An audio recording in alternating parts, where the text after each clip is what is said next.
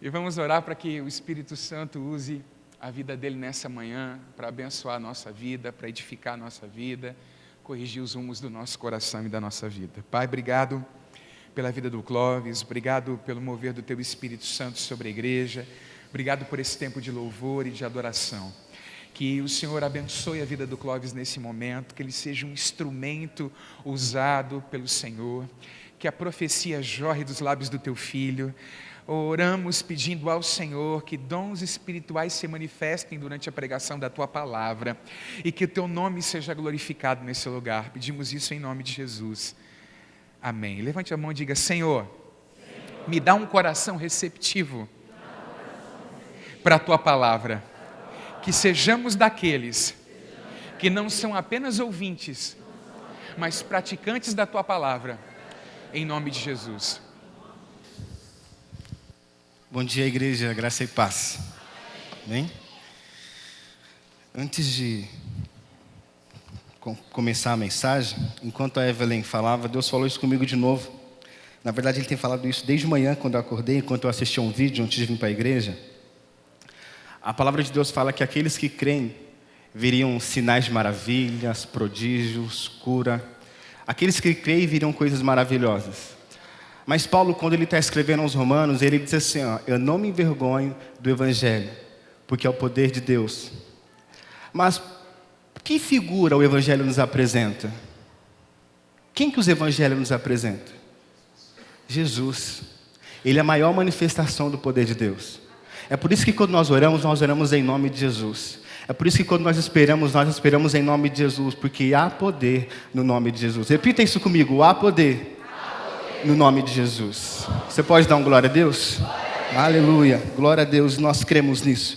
Eu quero falar com os irmãos, nós estamos aí no último culto desse ano, eu vou ter o privilégio, a oportunidade de falar com você nessa manhã. Eu fiquei feliz de estiver aqui, né, no último culto do ano, porque às vezes a gente age como os leprosos, né? A gente quer virar o ano na presença do Senhor. Vai ter o culto da virada, vai ter, não vai ter, a gente quer virar um ano na presença do Senhor, mas encerrar a gente não quer. A gente quer estar na praia, quer estar com a família, mas que bom que você está aqui nesse último culto do ano. Amém? Se você acompanha a igreja, deve ter visto aí, o tema da mensagem é Novo Ano, a responsabilidade é nossa. Eu quero que você saia deste lugar como um filho maduro, como um filho que entende as suas responsabilidades diante do Senhor.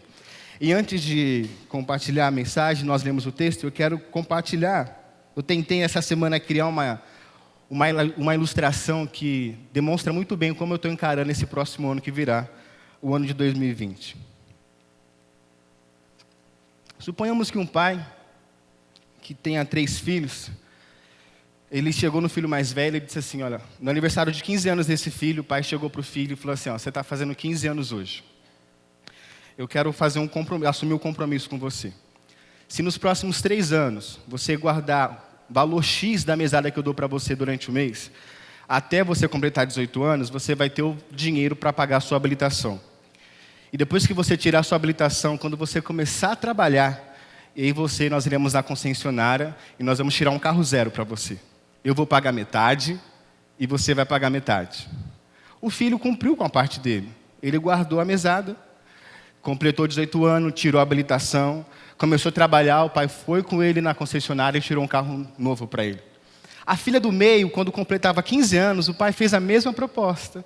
Se você guardar o valor X da sua mesada, quando você fizer 18 anos, você vai ter o dinheiro para tirar a sua habilitação. E quando você começar a trabalhar, nós vamos à concessionária e vamos tirar um carro zero para você. E o que a filha fez? Cumpriu com a parte dela. Guardou dinheiro, tirou a sua habilitação aos 18 anos. Começou a trabalhar, o pai foi com ela na concessionária e tirou o carro. E o pai fez a mesma promessa para o filho caçula. Olha, no aniversário de 15 anos do caçula, o pai chegou e falou assim, olha, assim como eu fiz com seus irmãos, eu farei com você. Se você guardar um valor X da sua mesada, nesses próximos 3 anos, você vai ter dinheiro para tirar sua habilitação com os 18. E depois, quando você entrar no seu trabalho, a gente vai na concessionária e vai tirar um carro zero. Pois bem, passou-se os 3 anos, esse filho não guardou dinheiro. E aí ele chegou para o pai e falou assim, pai, eu não guardei, mas vai rolar? Aí o pai fala assim, não vai rolar. E a pergunta que eu faço é, faltou vontade da parte do pai? O pai tinha caráter para cumprir a sua promessa? O pai tinha condições de cumprir com a promessa? É dessa forma que eu encaro o próximo ano. Como assim, Clóvis? Não nos falta promessa. Não nos falta um Deus bondoso e não nos falta um Deus que pode fazer todas as coisas. E a palavra fala infinitamente mais daquilo que nós pedimos ou pensamos. O que nos falta é assumirmos as nossas responsabilidades. Viu para quem está do seu lado e fala, assuma as suas responsabilidades. Você sendo um pai sensato, você daria um celular para o seu filho, mesmo ele não tendo ainda responsabilidade o suficiente para cuidar de um celular? Você, irmã, que está aqui solteira, quando você está procurando alguém para casar, você quer casar com um cara totalmente irresponsável? E por que imaginar que Cristo está tomando para si uma noiva totalmente irresponsável? Nós somos responsáveis. Amém? Pelo menos deveria nos comportar dessa maneira. E eu tenho certeza que se nesse próximo ano você se colocar como filho responsável, nós ainda viveremos muito da parte do Senhor. Amém? O pastor falava do exemplo do bolo, e eu pensava hoje de manhã também em casa, pode ser que quando nós nos adentrarmos no reino do Senhor, Ele vai falar assim, ó, servo bom e fiel, entra no gozo do seu Senhor. E quando nós estivermos nos aproximando dEle, pode ser que aos nossos ouvidos Ele diga assim, ó, eu tinha muito mais para você. E eu espero que isso não aconteça com a nossa igreja, isso não aconteça com a sua vida. Amém? Se o Senhor tem, nós viveremos, porque seremos responsáveis. Ah, Clóvis, você está querendo dizer? Não, eu não estou querendo dizer nada, já está escrito. É por isso que eu estou pedindo agora para você abrir a sua Bíblia em Deuteronômio, capítulo 30. E então nós vamos começar a mensagem. Depois de já alguns minutos falando aqui. Deuteronômio, capítulo 15, nós vamos ler do verso 15. Deuteronômio, capítulo 30. Vamos lá, capítulo 30, nós vamos ler a partir do 15. Do verso 15 ao 20.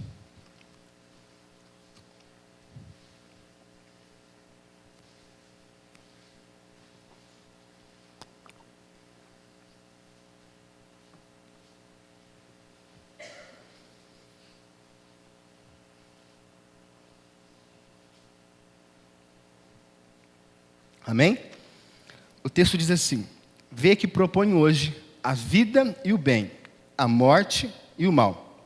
Se guardares o mandamento que hoje te ordeno, que ames o Senhor teu Deus, ande nos teus caminhos e guardes os seus mandamentos e os teus estatutos e os seus juízos, então viverás e te multiplicarás. E o Senhor o teu Deus te abençoará na terra a qual passas para possuí-la. Porém, se o teu coração se desviar e não quiseres dar ouvidos e fores seduzido e te inclinares a outros deuses e os servires, então hoje declaro que certamente perecerás. Não permanecerás longo tempo na terra a qual vais, passando o Jordão para possuíres. Os céus e a terra tomo hoje por testemunhas contra ti, que te propus a vida e a morte, a bênção e a maldição. Escolhe, pois, a vida para que vivas, tu e a tua descendência, amando o Senhor teu Deus, dando ouvidos à sua voz e apegando a Ele. Pois disso depende a tua vida e a tua longevidade, para que habites na terra que o Senhor, sob juramento, prometeu dar aos teus pais, Abraão, Isaque e Jacó. Curva a sua cabeça e vamos orar uma vez mais. Senhor Deus, nós te louvamos. Nós cremos que a tua presença está entre nós. E o lugar onde o Senhor está, o lugar onde a tua palavra é reverenciada, profecias são declaradas, a tua palavra vem de encontro com o nosso coração e vai nos moldando conforme a tua vontade. E eu oro pedindo para que o Senhor possa cativar os nossos pensamentos diante da tua presença nessa manhã, que a tua palavra possa vir de encontro aos nossos corações e cumprir com os teus propósitos. Em nome de Jesus, amém e amém. Quando nós olhamos para a história de Israel, e eu falava esses dias para a Karen, a gente tem que tomar um certo cuidado. Porque quando você começa a ler, desde o momento em que o Senhor chama Moisés e fala, eu vou libertar o meu povo, a gente vê um monte de sinais acontecendo, as pragas, água saindo da rocha, maná, o pão caindo do céu. Eu falava assim, a gente tem que tomar cuidado, porque a gente precisa meditar. Se a gente não tomar cuidado, a gente vai ler aquilo, vai ficar só imaginando, como será que foi? Nossa, eu queria ter visto isso, aquilo, mas nós precisamos olhar para a palavra do Senhor, nós podemos e temos essa liberdade de imaginar, mas nós precisamos meditar. E quando a gente começa a olhar para a história de Israel, meditar naquilo que o Senhor propôs ao povo e aquilo que o povo viveu, nós percebemos que Todas as vezes que o Senhor chama um povo, chama uma pessoa, chama uma geração, chama uma igreja para determinado tipo de compromisso, o Senhor também chama essa pessoa, essa igreja ou essa geração para assumir com algumas responsabilidades. E assumir essas responsabilidades é essenciais para que essas coisas aconteçam. Eu não estou falando que tudo é na força do nosso braço, muito pelo contrário. Mas o problema é que existem alguns contextos, alguns irmãos nossos na fé, que creram em Jesus, que eles acham que eles podem determinar tudo pela palavra, e eles, quando vão orar, eles falam, eu determino isso, eu determino aquilo, e a gente ouve do lado de casa, eles até arrepia, falam onde já se viu, dá ordem para Deus e tudo mais. Mas aí a gente corre para o outro extremo, em que a gente pode ficar de braços cruzados, porque afinal de contas está tudo determinado, e a gente só precisa aceitar o que acontecer, porque foi da vontade de Deus. Morreu porque estava predestinado para morrer naquele dia, não casou porque Deus devia determinado que fulano não ia casar, não foi porque ela não se ajudou, ela não se cuidou, né? E a gente fica vivendo dessa forma. E a minha preocupação, talvez, não é com a maneira a minha preocupação, na verdade, é com o método. Eu creio que pela nossa palavra, nós não podemos determinar as coisas que irão acontecer. Mas existem algumas ações nossas que são determinantes para que algumas coisas aconteçam. Vamos olhar para o povo de Israel. Quem que saiu do Egito e entrou na Terra Prometida? Tá certo, gente, pode falar com convicção. Josué e Caleb. Agora, para quem que foi dada a promessa? Para todos. Você acha que Deus determinou que uma geração toda perecesse no deserto, para que depois ele fosse lá e desse a promessa de que eles iriam entrar na Terra Prometida? Claro que não, gente. Eu não consigo crer num Deus que projetou algumas pessoas para darem errado e outras pessoas para darem muito certo. Eu acredito num Deus que recompensa as nossas responsabilidades, que nos abençoa à medida que nós vamos nos posicionando diante dele e fazendo aquilo que ele espera de nós. Amém? Mas eu quero começar falando acerca de alguns atributos do caráter do nosso Deus, para te dar um pouco mais de esperança e sossegar você. Depois eu aperto os parafusos e começo a chacoalhar um pouquinho você, tá bom? Então vamos lá. Quando nós olhamos para a história do povo, a gente pode perceber que primeiro, sempre houve da parte de Deus bondade e misericórdia no trato para com o seu povo. Sempre, sempre. Deus sempre usou de bondade. Olha que o verso, esse vai ser projetado. Pode dar um clique. Êxodo capítulo 3, o verso 7 diz assim: disse ainda o Senhor, certamente vi a aflição do meu povo, que está no Egito, e ouvi o seu clamor por causa dos seus feitores, conheço-lhe o sofrimento. Olha uma manifestação da bondade do Senhor. Deus via o sofrimento do povo, Deus ouviu o clamor do povo, e certamente, meus irmãos, nós iremos viver um próximo ano debaixo dos cuidados do Senhor, com Deus que responde às nossas orações. Eu não tenho dúvida nisso. Esse não vai ser projetado. Abra sua Bíblia em Salmo 113, verso 5 até o verso 9, nós vamos ler. Salmo de número 113, do verso 5 ao verso 9.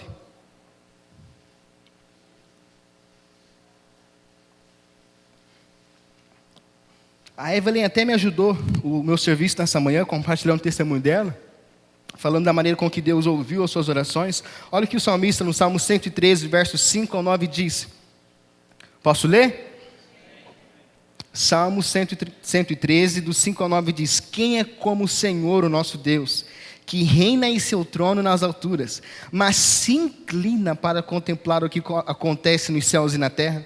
Ele levanta do pó necessitado e ergue do lixo o pobre, para fazê-lo sentar-se com os príncipes do seu povo, dar um lar à estéril, e dela faz uma feliz mãe de filhos. Quem é como o nosso Deus, que nas alturas se inclina para ver o que acontece na terra? Mas há também uma segunda maneira da demonstração de bondade do Senhor para com o seu povo. Em todo o tempo, nós podemos ver pela história e pelo aquilo que a Bíblia nos ensina, que Deus sempre esteve presente. Diga comigo, Deus sempre está presente. Quando o ano chegar, Ele vai se mostrar como Deus presente. Olha o que vai dizer o texto de Êxodo, capítulo 13, verso 21, verso 22. Eu confesso para você que eu fico, várias vezes, quando me deparo com esse texto, eu fico imaginando como que seria isso. Mas o texto diz assim, o Senhor ia diante deles, durante o dia, numa coluna de nuvem, para os guiar pelo caminho. Durante a noite, numa coluna de fogo, para os alumiar. a fim de que caminhassem dia e noite. Nunca se apartou do seu povo a coluna de nuvem durante o dia, nem a coluna de fogo durante a noite. Nunca se apartou do povo a presença de Deus. Nosso Deus é bondoso. Nosso Deus é um Deus presente. Emanuel, Deus conosco. Mas é também uma segunda, ou melhor, uma terceira demonstração da bondade e da misericórdia de Deus. Quando nós olhamos para o que diz respeito à manutenção do povo naqueles períodos de peregrinação, Deus sempre supriu as necessidades do seu povo. No capítulo 15, não vai ser projetado, mas também não precisa abrir. No capítulo 15 de Êxodo, do verso 22 ao 25, fala que o povo chegou numa terra chamada Mara, mas lá não tinha água, ou melhor, a água de lá era amarga. E aí o povo correu para Moisés e começou a reclamar: Moisés, não tem água aqui, a água é amarga. E aí Moisés entra na presença do Senhor, clama ao Senhor, e Deus dá algumas ordens para Moisés, e Moisés, quando cumpre com essas ordens, a Bíblia fala que a água que era amarga tornou-se doce, tornou-se apropriada para beber. Mas é também uma outra situação, no capítulo 16 de Êxodo, o povo começa a falar: olha, Deus nos tirou lá do Egito para fazer a gente morrer passando fome aqui. E aí o que Deus faz? No capítulo 16 de Êxodo, Deus vai mandar o maná e depois vai mandar as cordonizes, suprindo a necessidade do povo. E ainda no capítulo 17, então capítulo 15, capítulo 16, o capítulo 17, a gente vê por várias situações Deus suprindo as necessidades do povo. O pessoal chegou numa cidade chamada Refidim, acho que é essa a pronúncia, e ali não tinha água, não era nem questão de ter água amarga, não existia água. Mas como a Adriana disse na sexta-feira que Deus abre portas onde nem mesmo tem parede, Deus chamou Moisés e fala assim: ó, tá vendo aquela rocha? Eu vou fazer sair água dela. E aí Deus vai e faz a água sair da rocha. Para quê? Para suprir a necessidade do povo. O povo reclamava, qualquer coisinha que faltava, o pessoal já começava: Moisés, você nos trouxe aqui para morrer. Aí Moisés ia lá diante do Senhor e clamava ao Senhor, e ao Senhor mostrava a sua bondade e a sua misericórdia. Eu tenho certeza que no próximo ano nós vamos viver 365 dias, 6? O ano que vem é 6? Então vamos lá, vocês estão falando, eu conto com vocês. 366 dias provando da bondade e da misericórdia de Deus. Amém? Agora, segundo, quando a gente olha para o povo, a gente entende, esse é o segundo tópico da mensagem, que as bênçãos do Pai recaem sobre filhos que são responsáveis. Filhos que entendem que eles têm uma posição e que eles precisam tomar essa posição. Olha que vai dizer o texto de Deuteronômio, capítulo 17, o verso 18. Nós lemos todo o texto no início da mensagem. Deuteronômio, capítulo 30, o verso 17 e 18. Porém, Deus está o quê? Colocando uma responsabilidade sobre o povo. Porém, se o teu coração se desviar e não quiseres dar ouvidos e fores seduzido e te inclinares a outros deuses e aos servires, então hoje te declaro que certamente perecerás. Não permanecerás longo tempo na terra a qual vais, passando o Jordão para possuí-los. Se o povo não desfrutasse, não vivesse aquilo que Deus havia prometido, a responsabilidade, a culpa maior era de quem? Do povo. Pode deixar lá, fazendo um favor. Era do povo.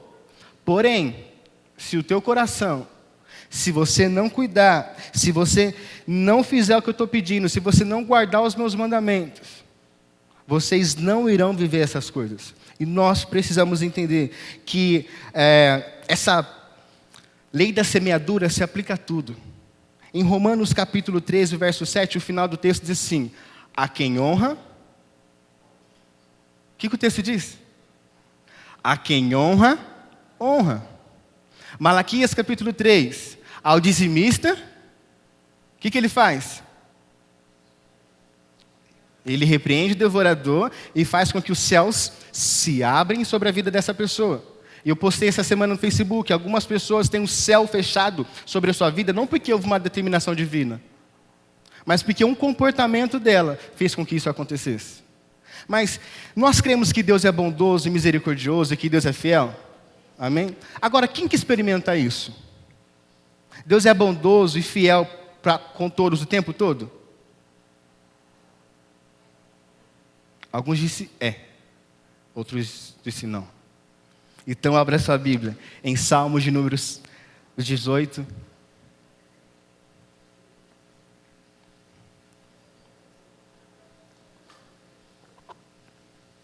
Salmos de número 18, o verso 25 e o verso 26.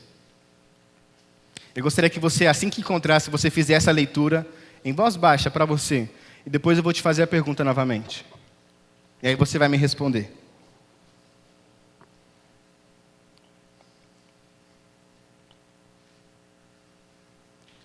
Salmos 18, 25 a 26. Você já fez a leitura do texto? Agora eu vou fazer a pergunta e você vai me responder. Tá bom? A quem o Senhor se mostra fiel? A minha versão vai dizer, algumas versões vai dizer bondoso, mas a minha vai dizer, a quem o Senhor se mostra irrepreensível? Aquele que se mostra irrepreensível. Está aqui, gente. Ao fiel, ele se mostra fiel. Ao bondoso, ele se revela bondoso. Ao misericordioso, ele se revela misericordioso. Mas o verso seguinte, eu acho que é o verso 26. Ao puro, te revelas puro, mas ao perverso... A minha versão, como de alguns, vai dizer, ele reages à altura. Quem quer provar da bondade do Senhor? Quem quer provar da fidelidade do Senhor? Quem quer provar da misericórdia do Senhor? Quem já sabe o que fazer? Amém. Amém. Então, quando você chegar no céu, você não vai poder falar, Deus, eu não sabia. Deus vai falar assim, não, naquele último culto de 2019, o Clovinho falou para você. Você abriu lá o Salmo 18. Amém? Então vamos lá. As bênçãos do Pai recaem sobre pessoas, sobre os filhos que são responsáveis. A quem honra, honra. A quem é fiel nos dízimos, eu serei fiel com ele. A quem é bondoso, eu serei bondoso. A quem é misericordioso, eu serei misericordioso. Mas eu quero, daqui para frente, trabalhar com os irmãos 3 áreas nas quais nós precisamos nos tornar responsáveis. E a primeira área que nós precisamos nos tornar responsáveis é de guardar o nosso coração. Diga para quem está do seu lado, você tem cuidado do seu coração? Vai falar, não, Clóvis, esse ano eu já fiz check-up, fui no médico, já fiz tudo 3 vezes. Maravilha, mas não é disso que eu estou querendo falar aqui. Como que anda o teu coração? Tem alguma coisa que tem feito você se dividir dentro de você? Você já não ama mais a Deus como o seu maior amor? Algo que está dentro do seu coração tem feito que você ande de maneira dividida? Algo que está dentro do seu coração faz com que você olhe para o irmão do lado e se o pastor fala assim, ó, diga para a pessoa que está do seu lado. Aí quando você vê que dá direita aquela pessoa, você olha para a esquerda. Como que está o teu coração? É engraçado, mas são coisas sérias. Olha o que diz o texto. Projeta de novo, Natiara. Pode voltar aqui, esse vai estar... Isso. Porém, se o teu coração se desviar e não quiseres dar ouvidos e fores seduzido, nós precisamos cuidar do nosso coração. Fazer essa análise. Olhar para nós. Gente, isso não é apenas para o segundo domingo do mês, quando o pastor for celebrar a ceia. Muito pelo contrário. Constantemente nós devemos cuidar do nosso coração. E como que Deus queria que o povo cuidasse do seu coração? Não precisa abrir, também não vai ser projetado. No capítulo 12 de Deuteronômio, capítulo 1, o verso 7, Deus dá para o povo uma maneira, um comportamento que eles deveriam adquirir no intuito de cuidar o coração deles. Isso diz respeito à adoração. Eu já li esse texto com vocês várias vezes recolhendo oferta. Deus diz assim para o povo, eu vou levar vocês para um lugar e lá eu vou colocar a minha habitação. Quando vocês chegarem lá, a primeira coisa que vocês vão fazer, pode derrubar tudo que for ídolo, seus postes sagrados, tudo que aquele povo daquela terra usava como culto e adoração aos seus deuses, vocês vão aniquilar do meio de vocês. Mas ao seu Deus, ao seu Senhor, vocês deverão adorar dessa maneira. Aí o Senhor começa a dar um monte de restrições para o povo no que diz respeito à adoração. Então, Deus falava, olha, cuide do seu coração no que diz respeito à adoração. Deveria ter um cuidado do povo para que não houvesse um aculturamento no que diz respeito à adoração. Mas também Deus dá um outro cuidado para o povo para que não houvesse miscigenação entre a família. Em Números, Deuteronômio mesmo, capítulo 7, do 1 ao 3, o Senhor vai falar assim, quando vocês chegarem naquela terra, não dê as suas filhas em casamento para eles, e nem dê os seus filhos em casamento para filhas daquele povo. Isso não deve acontecer. Aquele povo não tem que estar junto com vocês, porque se isso acontecer, muito provavelmente, eles irão seduzir o teu coração. E a pergunta que eu te faço é, o que seduz o teu coração? O que desde o início do ano Deus está apontando no seu coração, Deus está apontando na sua vida, e você ainda não colocou isso em ordem? No último culto, no penúltimo culto, na sexta-feira, o que Deus tem apontado para você ter falado assim, ó, isso aqui está te roubando. Nós precisamos ouvir a voz de Deus e aplicar, tomar cuidado no nosso coração. Eu acho que foi a penúltima mensagem de domingo do pastor, princípios que liberam bênçãos.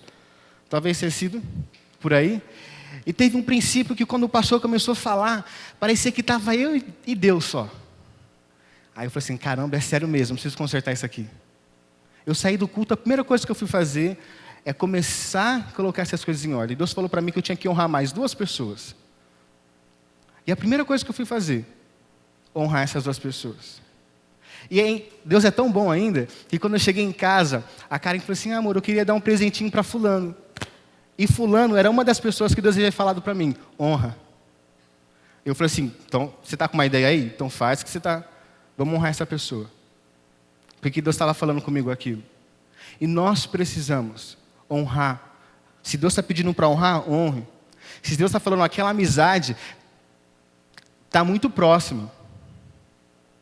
É gente boa, mas... só falta Deus, falta tudo. A verdade é essa, que falta tudo. E essa é uma responsabilidade que nós temos. Repita comigo, eu tenho a responsabilidade de cuidar do meu coração. Segunda responsabilidade, fazer o bom uso daquilo que o Senhor já tem derramado.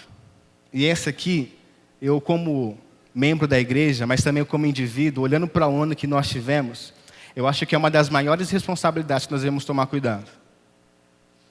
Quem teve um ano abençoado? Quem quer ter um ano abençoado no próximo ano? Olha aqui. De todas as bênçãos que o Senhor te cercou nesse ano, o que resultou em glória a Deus?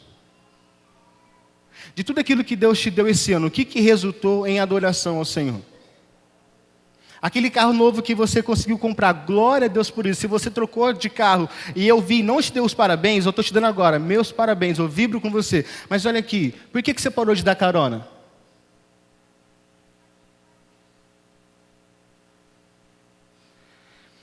Eu sei que é o último culto do ano, e eu queria estar aqui em ritmo de festa com você. Como diz a música do programa de Silvio Santos, ritmo de festa. Mas eu tenho convicção daquilo que eu estou falando para você, sem dúvida nenhuma. Deus quer nos ver no próximo ano como os filhos mais responsáveis. Esse acredito que vai ser projetado, Hebreus capítulo 6, o verso 7, o verso 8. Porque a terra que observa a chuva, que frequentemente cai sobre ela e produz erva útil para aqueles por quem é também cultivada, recebe bênção da parte de Deus. Mas, se produz espinhos e abrolhos, é rejeitada e perto está a maldição e o seu fim é ser queimado. Vamos tirar o contexto, se você leu, se você conhece todo o capítulo de Hebreus capítulo 6, mas vamos só pensar no princípio. O que Deus está falando? Se eu estou mandando chuva para uma terra e ela não está produzindo, por que eu vou mandar chuva? É isso ou não é isso que o texto está dizendo?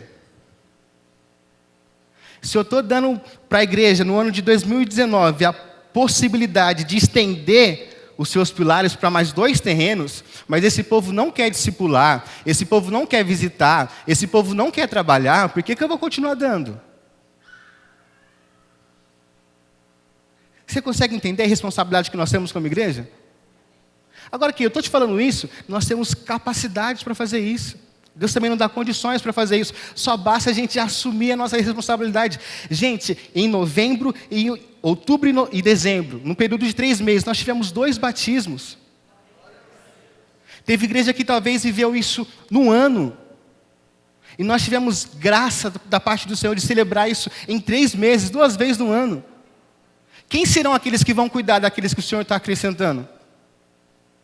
Essa era a parte que você deveria falar amém. Porque a igreja não é só o pastor. A responsabilidade não está sobre só o pastor Andes e a pastora Cida. A responsabilidade está sobre nós. E aí eu vou fazer a pergunta de novo. E eu espero que você dê a resposta adequada. Porque o futuro da nossa igreja também depende disso. Quem serão aqueles que vão cuidar daqueles que o Senhor tem trazido para nós? Amém. É isso que o texto está dizendo. Eu estou dando chuva, eu estou mandando semente, não está faltando nada para o povo, mas o povo não está produzindo por quê?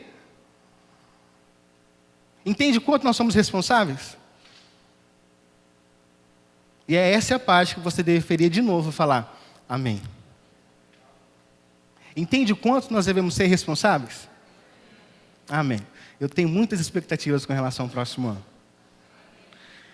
E acredito que Deus tem movido o coração do nosso pastor para algumas coisas que serão pontuais para esse ano que nós vamos viver como corpo, família na fé, mas também como indivíduo.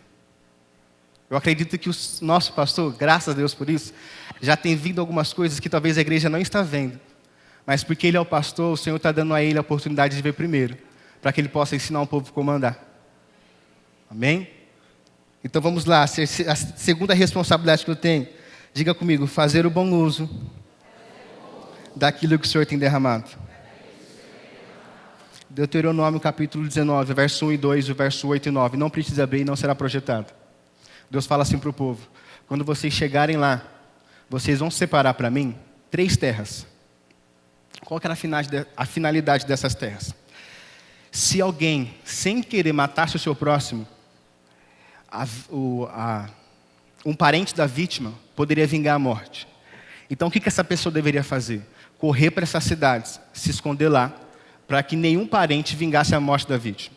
E aí o texto vai falar assim, que quando você for no campo, você e seu amigo, vocês estiverem cortando uma árvore, se o machado escapar da sua mão e sem querer atingir a pessoa que está com você e ela morrer, você matou uma pessoa, mas sem querer, você corre para essa cidade e se esconde naquela cidade. Isso o texto fala no verso 1 e no verso 2. Vocês chegando lá, separem para mim 3 terras, ou melhor, 3 cidades. No verso 8 e 9, o texto vai dizer assim, mas se quando vocês chegarem lá, o Senhor te estender os territórios, vocês vão separar para mim mais 3 terras, agora já não são 3, são 6. Porque a nossa resposta é sempre em conformidade àquilo que o Senhor tem nos dado.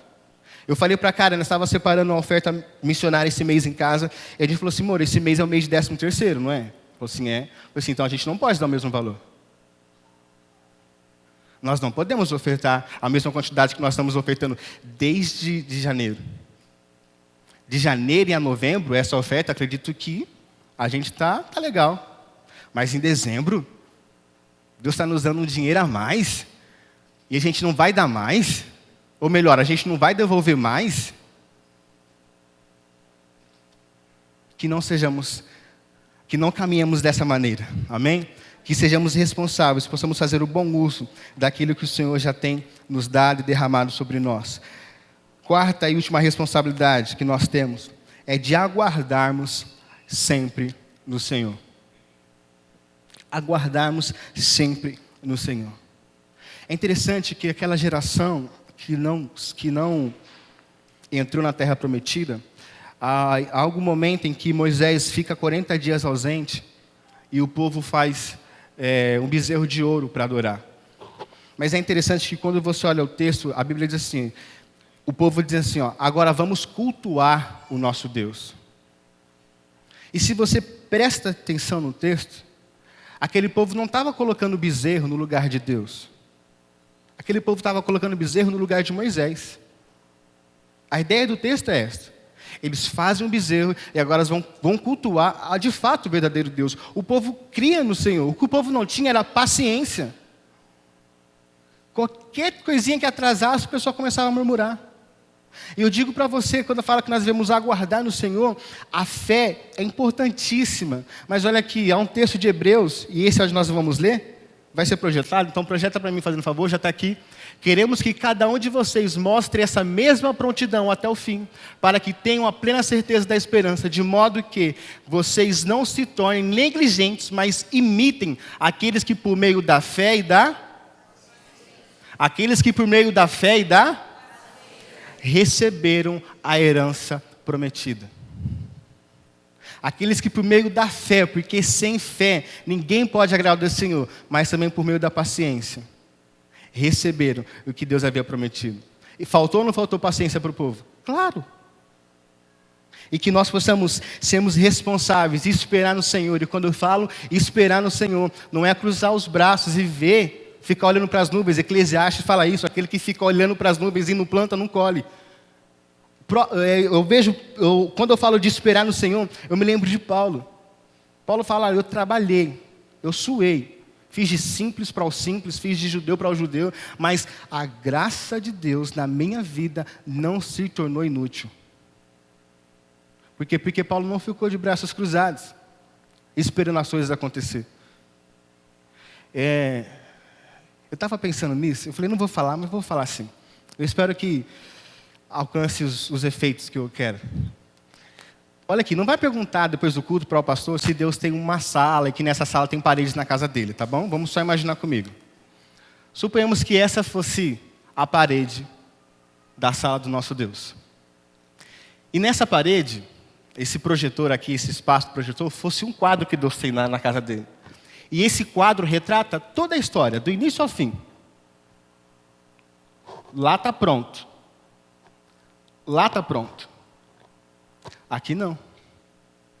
É por isso que Deus fala assim, é por isso que a palavra de Deus fala assim, desde antes da fundação do mundo, o cordeiro já foi morto. Porque no plano de Deus, o cordeiro já havia sido morto. Eu sei que é muito romântico a gente falar assim, olha, entregue a história da sua vida, a caneta que escreve a história da sua vida nas mãos de Deus. E deixa que Ele escreva a sua história. Gente, eu acho isso muito bonito. Muito, muito romântico. Mas olha aqui, a história aqui está acontecendo. A história aqui está acontecendo. Então tem coisas que nós precisamos fazer. Nós vamos aguardar no Senhor, sempre. Ele é a nossa fonte de todas as coisas. Saúde, nossas finanças, um trabalho, tudo é dele, tudo vem dele. Porque dele, por ele e para ele são todas as coisas. Mas olha aqui, nós precisamos esperar da maneira correta. Eu já usei isso várias vezes, citando a pastora. Nós precisamos continuando. Aguardar o que nós devemos aguardar por meio da fé. E trabalhar, se colocar como filhos responsáveis diante do Senhor, para que as coisas aconteçam. Aquela geração não morreu no deserto por falta da vontade, por falta de promessa e por falta de capacidade do nosso Deus de guiar o povo de um lugar para o outro. Eles morreram no deserto porque foram irresponsáveis. E o meu desejo para a igreja é que nós possamos ser filhos responsáveis, para que a graça do Senhor não se torne vã para com a nossa igreja e para com as nossas vidas. Amém? Você pode se colocar de pé? Nós vamos colocar uma canção.